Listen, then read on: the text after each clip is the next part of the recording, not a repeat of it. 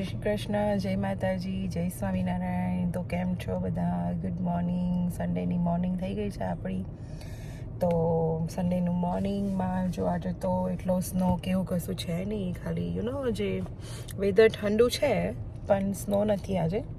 તો it's good કે આજે વીકેન્ડ સારું છે એમ. તો સન્ડેનું અમારું પ્રોગ્રામ એવું છે કે અત્યારે અમે લોકો જઈ રહ્યા છીએ હિમાંશુભાઈના ઘરે, એટલે કે અમારા ફ્રેન્ડના ઘરે. અને ત્યાં આગળ અમારે પ્રોગ્રામ છે આપણા સૌની અને બધા જ બહેનોની ને ભાઈઓ બી અમુકની ફેવરિટ હોય એવી કે જે કે શું હશે તમે ગેસ કરી શકો છો કે શું હશે. હજુ હું બોલી નથી કે શું બનાવવા જવાના છે, શું પાર્ટી છે બનાવી અને જાતે બનાવીને પછી ત્યાં ખાવાના છે. પણ આપણે બધા જ એક્સાઇટેડ થઈએ કે આપણે એ જો મળી જાય તો આપણને જલસા પડી જાય. તો અને સ્પેશિયલી આપણે જ્યારે ઇન્ડિયા જવાનું વિચારતા હોય તો બધાના મોઢામાં પહેલો જ વર્ડ હોય કે ઇન્ડિયા જઈને પહેલું શું ખાઈશું. તો શું હશે તમે ગેસ કરી શકો છો. પણ એટલે કે ચલો હું તમને બહુ વેઇટ નહીં કરાવું કે શું હશે. તો એ છે પાણીપુરી, એવરીબડીની ફેવરિટ પાણીપુરી. તો અમે લોકો ત્યાં આગળ પાણીપુરીનો પ્રોગ્રામ છે.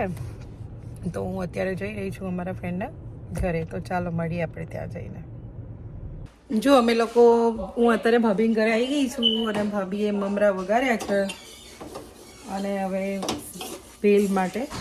અને હવે અમે લોકો પૂરી બનાવવાના છે. તો હું તમને ક્વિક પૂરીની રેસીપી બતાવું. તો હું તમને ક્વિક પૂરીની રેસીપી બતાવીશ આજે કે અમે કેવી રીતે પાણીપુરીની પૂરી બનાવતા હોઈએ છીએ. તો આ સોજી લીધી છે. સોજી બહુ ઝીણી નહીં લેવાની, પણ થોડી આ લીટર બીટ છે પણ ચાલશે. ભાભીને ઘરે જે હતી એ મેં લીધી છે. તો આટલી મેં હમણાં તો માપ નથી કાઢ્યું, પણ જો તમને માપ સાથે કહું તો હમણાં પૂરતું અમે લોકોએ છે ને આટલી સોજી હતી એટલો એક બાઉલ સોજી લીધી છે. હું તમને બતાવીશ કે એક બાઉલ સોજીમાંથી કેટલી પૂરી. એક બાઉલ થોડો ઊંડો છે પણ ઇટ્સ ઓકે. આટલી સોજી લીધી છે અમે. અને હવે એની અંદર આપણે 1 થી 1.5 ચમચી જેટલો મેંદો નાખી દઈશું. તો જો આપણે આ 1 ચમચી જેટલો મેંદો નાખીશું એની અંદર.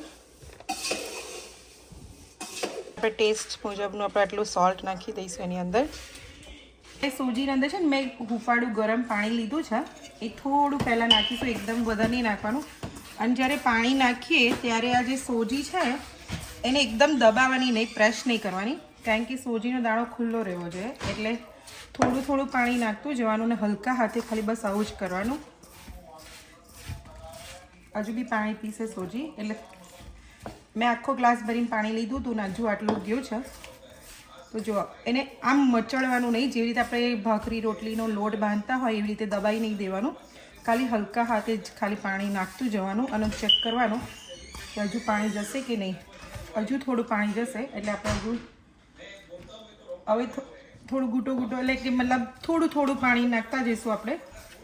અને લાગે કે હવે થોડું ઢીલા જેવું ફીલ થાય છે પછી એને પાણી બંધ કરવાનું નાખવાનું, કારણ કે સોજી છે ને પાણી બહુ પીતી હોય એટલે સમ એબ્ઝોર્બ કરી દે. તો જો હવે પાણીની જરૂર નહીં પડે. અને હજુ બી આપણે પોલા જ હાથે આમ ખોલવી જોઈએ સોજી, જોયું, આમ દબાઈ ના જવી જોઈએ. એવી રીતે લોટ બાંધવાનો. અને હવે આવી રીતે બંધ કરી અને હલકા હાથે આમ બંધ કરીને એને અરાઉન્ડ 2 મિનિટ સુધી કશું કરવાનું નહીં. અને પછી આપણે એને પ્રેસ કરીશું. તો હવે આપણે એને આવી રીતે જ મૂકી રાખીએ 2 મિનિટ માટે. અને પછી એને ભાખરી રોટલીનો લોટ કેવી રીતે દબાઈને પ્રેસ કરીને કરતા એવી રીતે કરશું. આપણે હવે 2 મિનિટ થઈ ગઈ છે એટલે તમે જો હવે છે ને આપણે હવે રોટલીનો ભાખરીનો લોટ બાંધતા હોય ને એવી રીતે પ્રેસ કરી અને એને એકદમ સ્મૂથ કરી દેવાનો લોટને. અને પછી એને મલમલનું કપડું કે કોઈ બી જે સોફ્ટ કપડું હોય કોટનનું, એ થોડું ભીનું કરી અને એની પર ઢાંકી દઈશું પછી. અને અહીંયા બહાર હોય તો પેપર ટોવેલને ભીનું કરી સ્ક્વીઝ કરી અને પેપર ટોવેલથી એને આપણે કવર કરી દઈએ. હવે જો આપણે આવી રીતે પેપર ટોવેલ ઢાંકી અને પછી એને અરાઉન્ડ 15 મિનિટ સુધી રહેવા દઈશું. એટલે 15 મિનિટ સુધી રહેવા દઈ અને પછી પૂરી બનાવવાનું સ્ટાર્ટ કરીશું. જો આવી રીતે મૂકતું જવાનું, એકવાર ઊંચી આવે પછી આમ પ્રેસ કરવાની.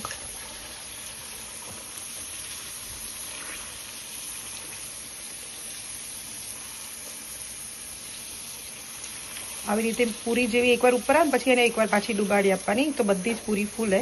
એ એની ટેકનિક છે પૂરી ફૂલાડવાની.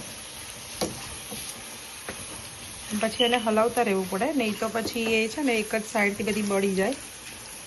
અને ઓલરેડી રોટી મેકરની અંદર એ પાણી બળી ગયું હોય ને પૂરીનું, એટલે બહુ અહીંયા રાખવું ના પડે, પણ સ્ટીલ થોડી વાર તો રાખવી પડે. મીડિયમ ગેસથી થોડું વધારે રાખવાનો, તો આવી રીતે પૂરી બનાવવાની હોય છે.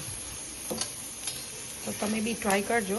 ચાલો, તો જો આ કેટલી સરસ પૂરી ભાભીન મશીન આવું છે, આ કંપનીનું ઇન્ડિયાથી લાવ્યા હતા, તો એમાં બનાવી છે. તો સરસ પૂરી બની છે, એકદમ ક્રિસ્પી હોમમેડ પૂરી.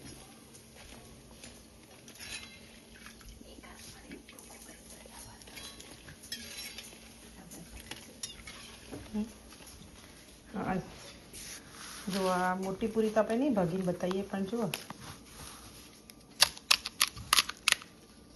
કેવી ક્રિસ્પી થઈ છે. જોઈ, તો તમે બી ટ્રાય કરજો ઘરે. બહુ જ ફાઇન પૂરી બનતી હોય તો ચાલો, હવે વેઇટ નહીં થતી પાણીપુરી ખાવાની, તો બધા બેસી જઈએ જમવા ભેગી કરીને. તો જો હવે પાણીપુરી રેડી છે, એની પ્રોટેક્ટ કરવા માટે રેડી મોક્ષા? હે જેના યુ રેડી? ખુશિયા તું રેડી છે બેટા? હા. ચાલો તો પછી આવો બધા પાણીપુરી ખાવા. જો આ હોમમેડ પૂરી છે, આ બહારની પૂરી છે, આ મસાલો છે, આ ચટણી છે, અને આ પાણી છે. રગડો તો રહી જ ગયો. રગડો ઓવનમાં છે, મેં મૂક્યો છે ગરમ કરવા. ને તો આવો બધા પાણીપુરી જમવા. જેને how is the panipuri? It's good. Khushi, તને કેવી લાગી બેટા? ટેસ્ટી? કેવી લાગી પાણીપુરી બેટા? યમી. ચાલો તો ખાઈ લો બધા પાણીપુરી. આ કૃણાલ તો પાણીપુરીનો આશિક નહીં, એટલે એ તો ભેલ ખાશે નહીં કૃણાલ? ભેલ આશિક છો? હા તો ખાઈ લો. ચાલો.